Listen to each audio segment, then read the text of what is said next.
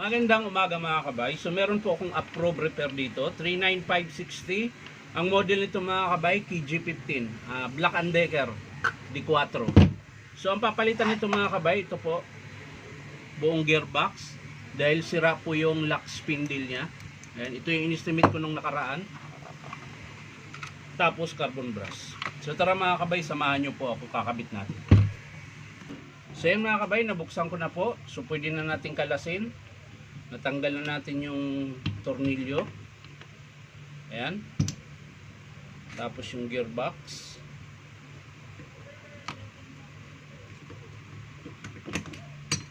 Ayan. Ito po yung sira na gearbox mga kabay. Bali sira po yung kanyang lock spindle.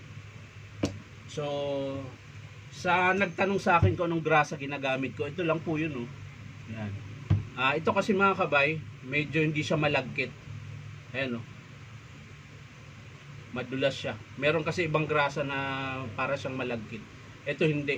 Ito lang yung ginagamit ko. So yan, lalagyan natin dito mga kabay. Ayan. Konti lang. Ganyan lang ilagay nyo na grasa. Kasi pag sumobra yung grasa niyan, mabilis mag-init yung gearbox.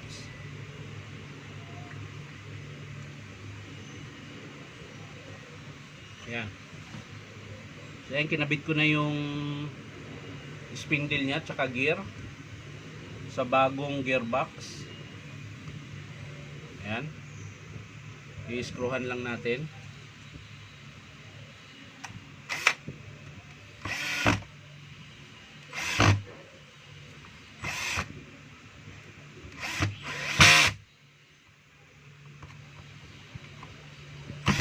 Ipitan lang natin maigi mga kabay. Ayan. So ayos na mga kabay. Balik natin.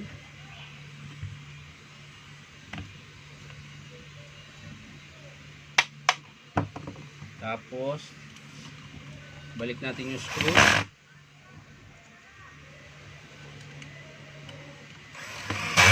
So sa mga gusto magpa-repair mga kabay, punta lang po kayo dito sa Powerman Hardware, 530 T. Alonso, Santa Cruz, Manila.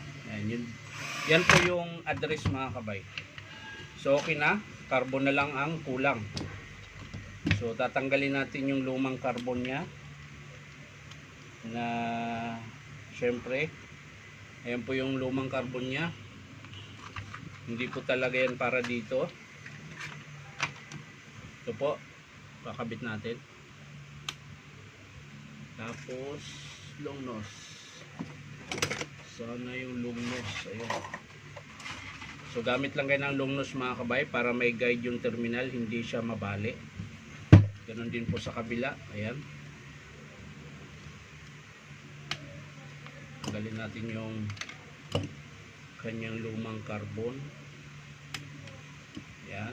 Tapos lagay natin sa terminal yung terminal ng carbon. Isusok-sok natin. Ayan.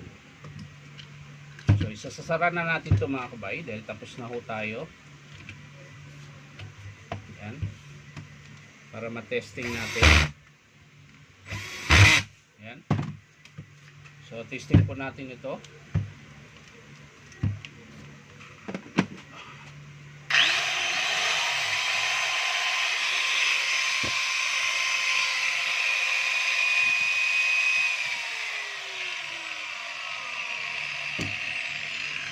So okay na po yung ating PG15 na grinder. Ayan. So ito lang po yung pinalitan natin, yung carbon nya tsaka yung gearbox. Ulitin ko lang, ang sira ng gearbox mga kabay ay yung lock spindle. Ayan. Buo po kasi yan, di ka nakakabili ng lock spindle lang. Naka-assembly siya sa gearbox.